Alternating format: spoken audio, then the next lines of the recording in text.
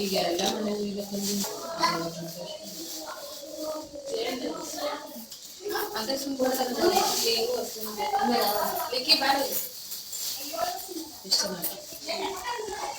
ಜೊತೆಗೆ ಸಂಕ್ರಾಂತಿಯ ಹಬ್ಬದ ಆರ್ಥಿಕ ಶುಭಾಶಯಗಳು. ಇಂದು ತುಮಕೂರು ಜಿಲ್ಲೆ ಚಿಕ್ಕನಾಯಕನಹಳ್ಳಿ ತಾಲೂಕಿನಲ್ಲಿ ದಕ್ಷಿಣಾಭಿಮುಖವಾಗಿ ನಡೆಸಿರ್ತಕ್ಕಂಥ ಶಕುನರಂಗನಾಥ ಸ್ವಾಮಿಯವರು ಅಂದರೆ ಭೂನೀಳ ಸಮೇತ ಶಕುನರಂಗನಾಥ ಸ್ವಾಮಿಯವರ ಒಂದು ಸಾನ್ನಿಧ್ಯ ದಕ್ಷಿಣಾಭಿಮುಖವಾಗಿ ನೆಲೆಸಿದ್ದು, ಪ್ರಾತಃ ಕಾಲದಲ್ಲಿ ಸ್ವಾಮಿಯವರಿಗೆ ಫಲಪಂಚಾಮೃತ ಅಭಿಷೇಕ ಹಾಗೂ ನಿತ್ಯಾರಾಧನೆ, ಷೋಡಶೋಪಚಾರ ಪೂಜೆ, ಸಹಸ್ರ ತುಳಸಿ ಅರ್ಚನೆ ನೆರವೇರಿದ್ದು, ಇಂದು ಸ್ವಾಮಿಯವರಿಗೆ ಜಾತ್ರಾ ಮಹೋತ್ಸವದ ಅಂಗವಾಗಿ 101 ಎಡೆ ಸೇವೆ ವಿಶೇಷವಾಗಿ ಜರುಗಲಿದ್ದು, ಸ್ವಾಮಿಯವರ ಭಕ್ತರೆಲ್ಲರೂ ಏನೆಂದರೆ ಧನುರ್ಮಾಸದ ಕೊನೆಯ ದಿನ ಅಂದರೆ ಮಕರ ಸಂಕ್ರಾಂತಿ, ಸೂರ್ಯನು ಪಥವನ್ನು ಸಂಚಲನ ಮಾಡುವ ಒಂದು ದಿನ, ಸುದಿನವಾಗಿರೋದ್ರಿಂದ ಮಕರ ಸಂಕ್ರಾಂತಿಯ ದಿನ ಸ್ವಾಮಿಯವರಿಗೆ ಶಕುನ ರಂಗನಾಥ ಸ್ವಾಮಿಯವರಿಗೆ ಪ್ರಾತಃ ಕಾಲದಲ್ಲಿ ಫಲಪಂಚಾಮೃತ ಅಭಿಷೇಕ ಹಾಗೂ ನಿತ್ಯ ಆರಾಧನೆಯ ನಿಮಿತ್ತವಾಗಿ ವಿಷ್ಣು ಸಹಸ್ರನಾಮದ ಮೂಲಕ ಸ್ವಾಮಿಯವರಿಗೆ 1,00,000 ತುಳಸಿ ಅರ್ಚನೆ ಆಗಿದೆ. ಸ್ವಾಮಿಯವರು ಭಕ್ತ ಮಹಾಶಯರೆಲ್ಲರಿಗೂ, ಸಮಸ್ತ ನಾಡಿನ ಜನತೆಗೂ ಹಾಗೂ ಚಿಕ್ಕನಾಯಕನಹಳ್ಳಿಯ ಗ್ರಾಮಸ್ಥರೆಲ್ಲರಿಗೂ ಆಯುರಾರೋಗ್ಯ ಅಷ್ಟೈಶ್ವರ್ಯವನ್ನು ಕಾಪಾಡಲಿ ಅಂತ ಭಗವಂತನ ಪ್ರಾರ್ಥಿಸಿಕೊಳ್ತೀವಿ.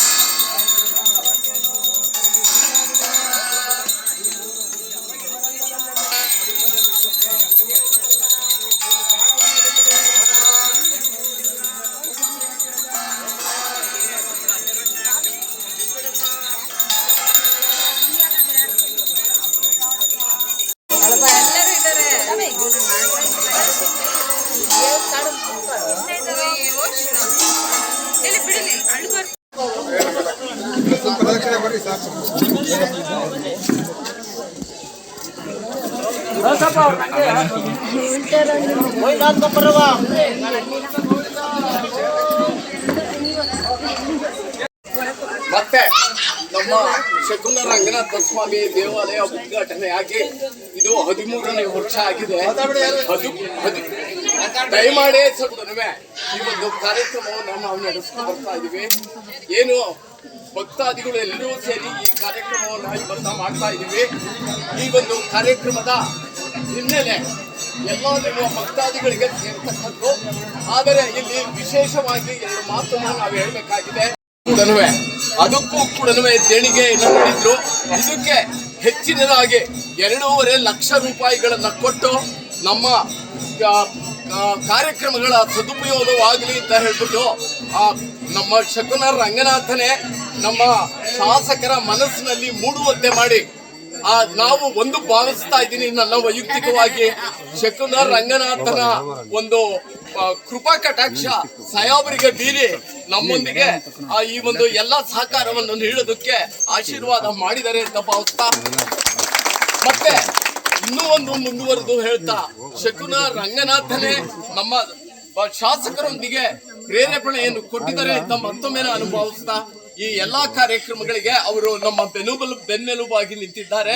ಇನ್ನೂ ಹೇಳ್ಬೇಕು ಅಂದ್ರೆ ಶಕುನ ರಂಗನಾಥನ ಏನು ಭಕ್ತಾದಿಗಳಿಗೆ ಯಾವಾಗಲೂ ಕೂಡ ಒಂದು ಸನ್ಮಾನ